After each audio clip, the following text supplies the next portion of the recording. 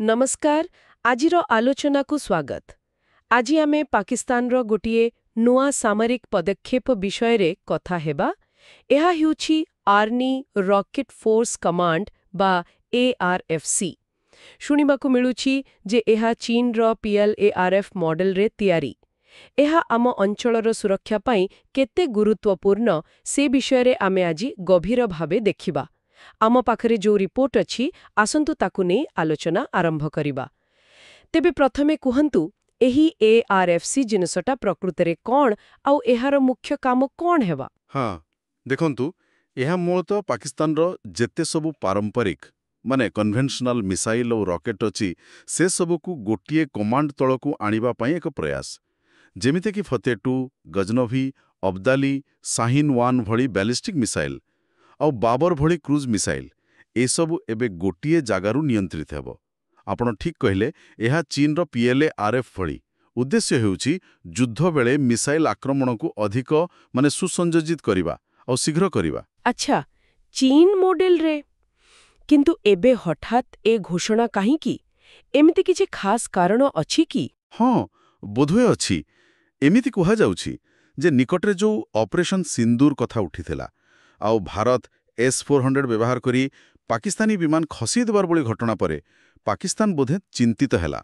संभवतः सेमाने निजर पारंपरिक आक्रमण शक्ति को आहुरी मजबूत करिबाकु चाहुचंती जेमिति शत्रुर डिफेंस को भेद करी हेबो।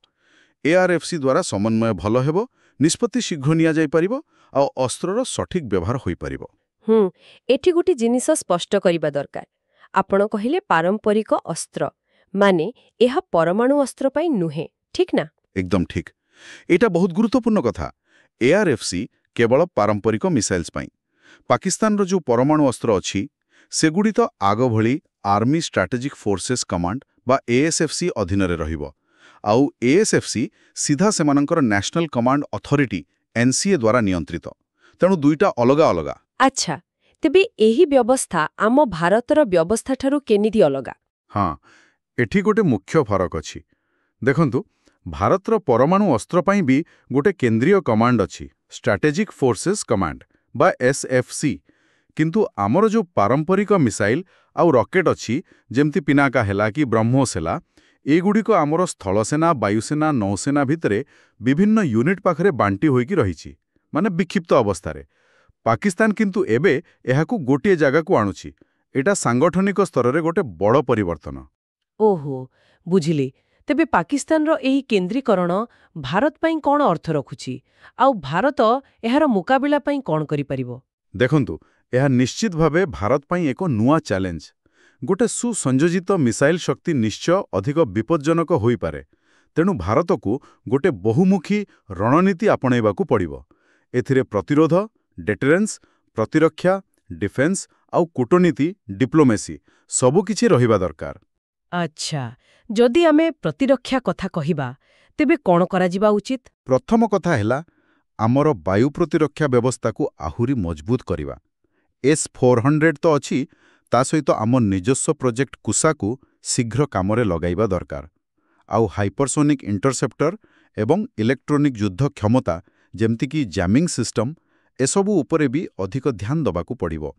विशेष करी जेतेबेले सुना जाउछि पाकिस्तान चीन रु HQ-19 भଳି एडवांस सिस्टम आनी पारे। आउ आक्रमणात्मक क्षमता विषय रे कोन कहिबे? हाँ द्वितीय रे भारत को निजर आक्रमणात्मक क्षमता भी बढ़ेबाकू हेबो। ब्रह्मोस आउ निर्भय क्रूज मिसाइल रो अधिक मुतयन आउ जो नुआ 500 किलोमीटर रेंज रो प्रलय बैलिस्टिक मिसाइल आसुछि ताकू भी शीघ्र शामिल करिबा दरकार। एहा छोड़ा आमर गुप्तचर क्षमता भी बढ़ेबाकू पड़िबो।